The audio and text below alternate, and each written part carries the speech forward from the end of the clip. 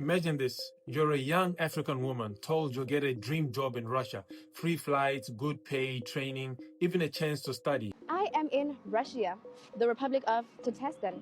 But when you arrive, you find yourself locked inside a factory, building war drones for Russia's invasion of Ukraine. You want to work in Russia? Please don't do that. Our program offers other great, amazing benefits, such as we provide the participants with a flight ticket to Russia. This is the reality of the so-called ALABUGA START program. It's targeting girls as young as 18 up to 22 years old across Africa.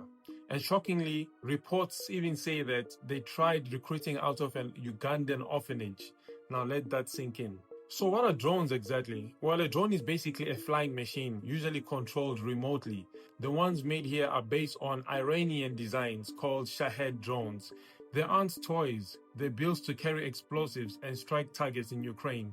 In other words, weapons of war. Many of these women thought they'd be working in hospitality or studying. Then we get to Russia.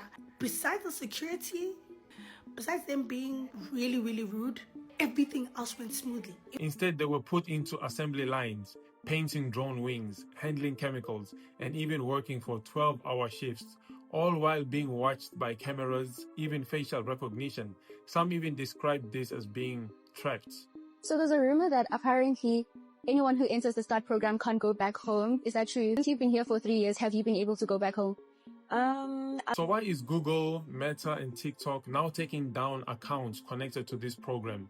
Well, because what's happening here checks the boxes for human trafficking. Human trafficking doesn't always mean someone was physically kidnapped.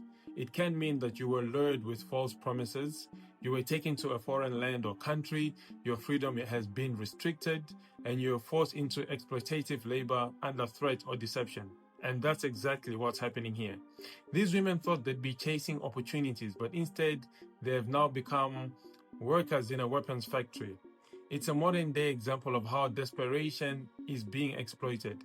And this is why international companies, human rights groups, and even social media platforms are starting to push back. Should African governments step in harder to protect their youth from these recruitment traps? And even scarier, some big-name influencers in South Africa and other influencers in other countries are now pushing and promoting this program. So we know many of you guys have been saying that the START program is a scam, and honestly we don't blame you because we also both thought the same thing.